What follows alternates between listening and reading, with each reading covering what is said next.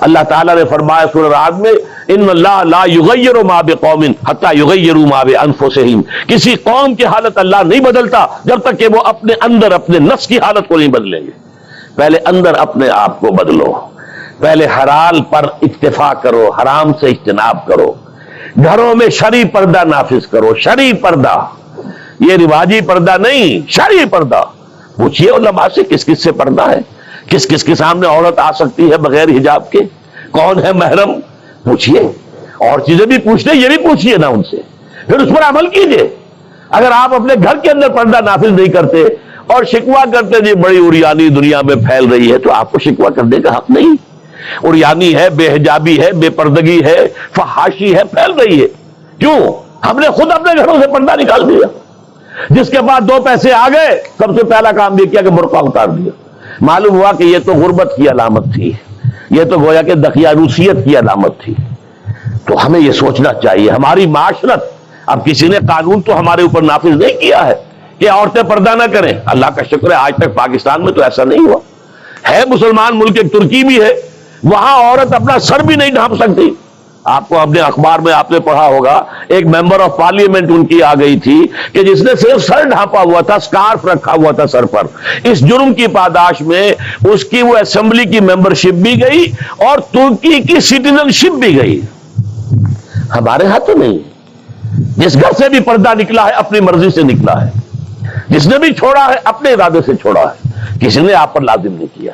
تو پہلا کام دیکھیے اصلاح معاشرہ کا، پہلے اپنے آپ کو بدلو، اپنے آپ کو ٹھیک کرو، اپنے کردار کو، اور دونوں اعتبارات سے اپنی معاش اور معاشرت، معاش آپ کی جو بھی کمائی ہے جس پر آپ کا گزارا ہے اس میں کوئی حرام کی آمیزش نہ ہو، معاشرت جو رہن سہن ہے، باقی ظاہر بات ہے چور کا ہاتھ تو آپ نہیں کاٹ سکتے، وہ تو جب تک قانون نہ بنے اور وہ نظام نہ بدلے، زانی کو آپ سنسار نہیں کر سکتے جب تک کہ شریعت کا قانون جو ہے اس کی بالادستی نہ ہو جائے، وہ آپ نہیں کر سکتے، سود آپ ختم نہیں کر سکتے جب تک کہ وہ نظام حکومت ختم نہ کرے، ورنہ تو ہر ایک جو ہے پورے ہمارے نظام کا جو ہے تانا بانا سود پر ہے۔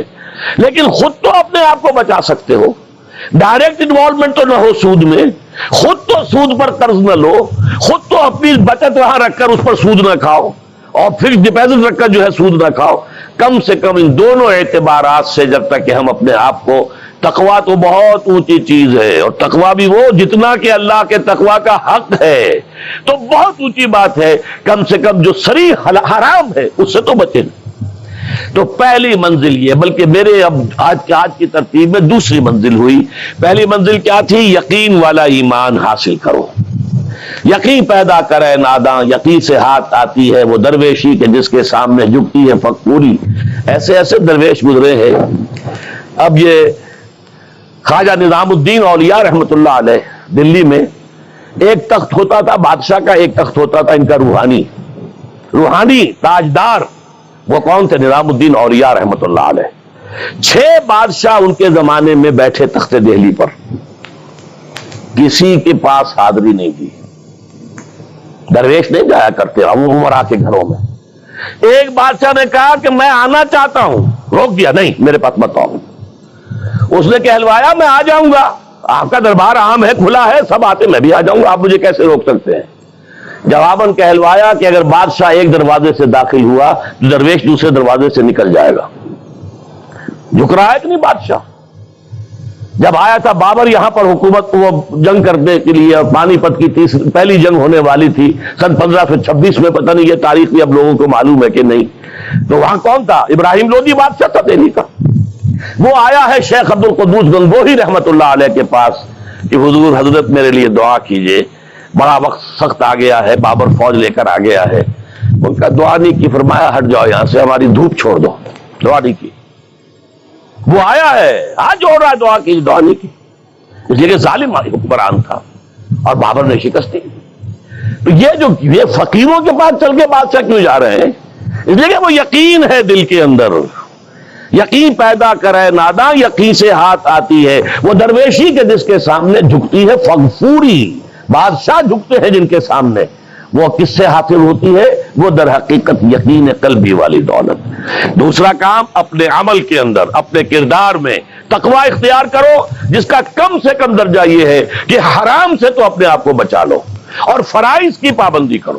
نماز فرض ہے، روزہ فرض ہے، اگر آپ کے پاس مال اتنا ہے کہ زکوٰۃ آپ پر عائد ہوتی ہے، زکوٰۃ دینا فرض ہے، اگر استطاعت ہے تو حج کرنا فرض ہے، جو بھی ہے فرائض وہ ادا کرو، فرائض و واجبات ادا کرو، حرام سے اپنے آپ کو روک لو۔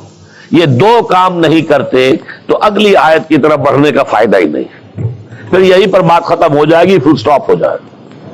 لیکن اگر یہ مرحلہ طے کر لیا، خوش نصیب، اس نے اپنی معاش اور اپنی معاشرت کو درست کر دیا شریعت کے مطابق۔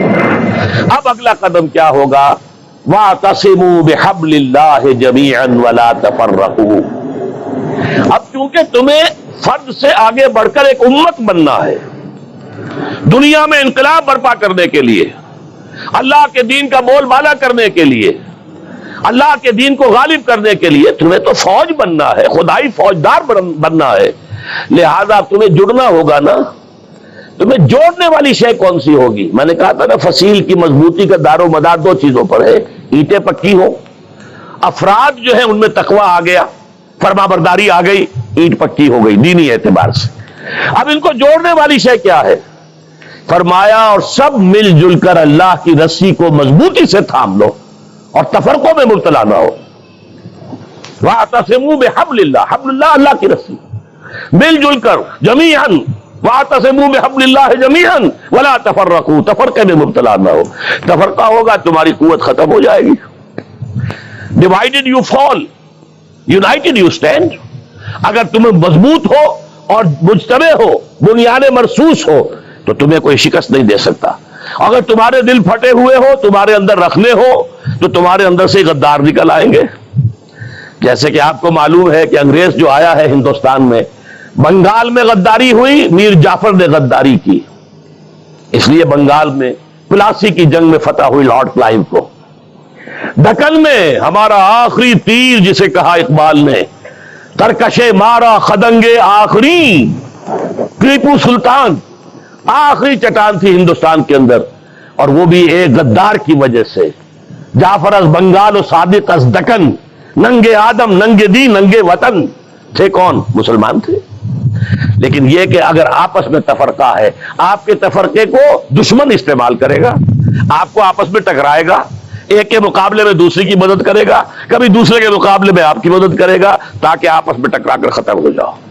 لہذا اتحاد، اب کیونکہ یہاں پہ اتحاد لکھا ہوا ہے تو اسی حوالے سے سمجھیے کہ وَاعْتَصِمُوا بِحَبْلِ اللَّهِ، جو اتفاق کیسے آئے گا؟